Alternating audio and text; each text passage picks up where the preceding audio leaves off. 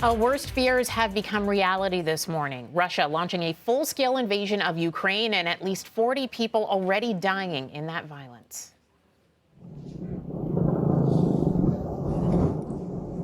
Explosions near the capital Kyiv and in the eastern Donbass region. That's where Russia deployed troops in rebel-held Donetsk and Luhansk.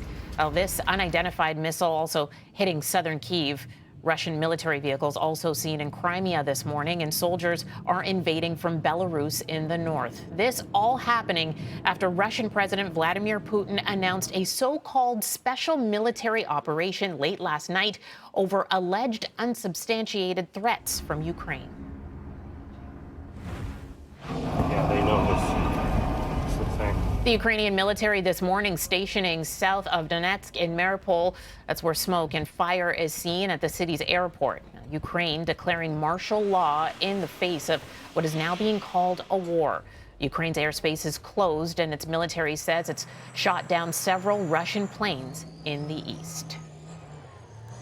Now, for reaction to all of this, I'm joined by Royal Military College of Canada and Queen's University professor Christian Leuprecht.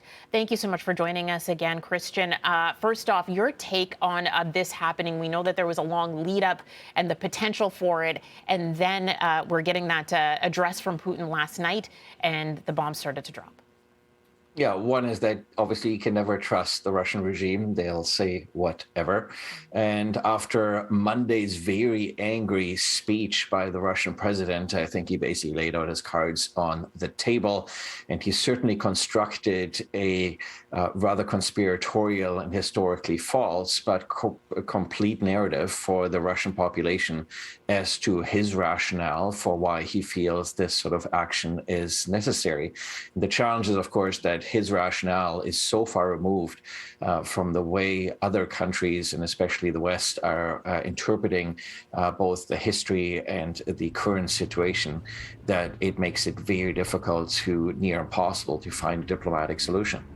Now, we just actually heard from NATO not too long ago, just moments ago, the Secretary General speaking. Here is a clip from the Secretary General just moments ago. In response to Russia's massive military buildup, we have already strengthened our collective defense on land, at sea and in the air. We call on Russia to immediately cease its military action, withdraw its forces from Ukraine, and choose diplomacy. Now, NATO saying that they are now activating their defense plan. What would this look like, and is this enough? Yeah, so I mean, this is where it gets very, very dangerous. I mean, as President Biden said in his infamous interview before the Super Bowl, the reason the Americans withdrew all their troops, and I think by that he meant all troops, including special operations and military advisors, is that if there's contact between American and Russian troops, then that could result in World War III. And I think that's the same danger here with NATO troops, that NATO will be very careful in terms of ensuring that it postures to defend the territorial integrity of all NATO member states.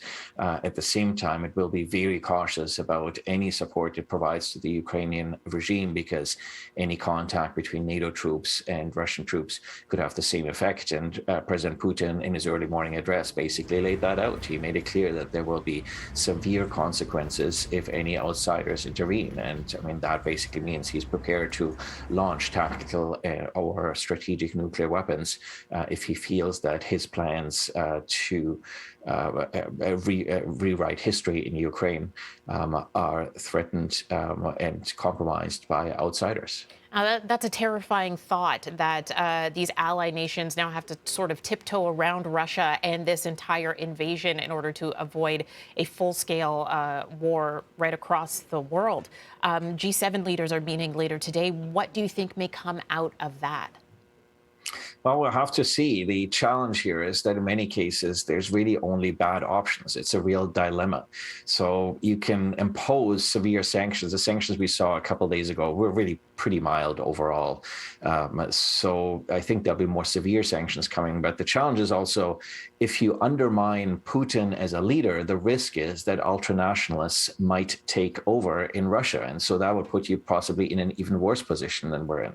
So the challenge now will be to ensure that Russia is contained. And I think what we're likely going to find ourselves in is a world that's going to look much more like the Cold War circumstances that some of us grew up in, because Putin has effectively destroyed the international rules-based order that we built after World War II, which was meant to avoid full-scale war, especially in Europe. It's the first major interstate conflict in Europe that we've seen since the Second World War.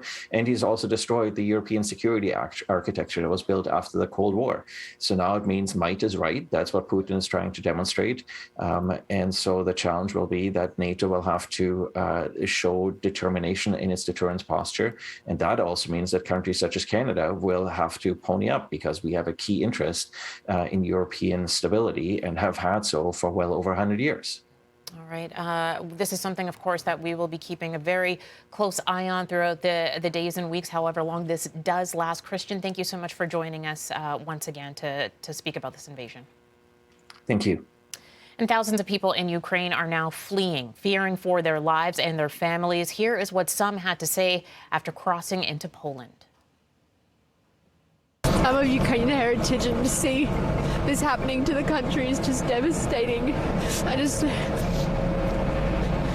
can't believe someone could be so evil. I think what the Russia do is bad, and because it's a war, people died. I came from Ukraine, from Ivano-Frankivsk. I'm just trying to make something good for my family. And we are seeing a mass exodus this morning, with streams of cars and people packing bus stations. Even though Poland is to the west, people say they fear Russia's invasion could reach that far. Poland and other border nations, Romania, Slovakia, and Hungary, have been bracing for an expected flood of refugees. Of course, once again, we'll be keeping a close eye on this story as it develops this morning. It is 7:11 here on BT. We'll send it over to Sid and Dee.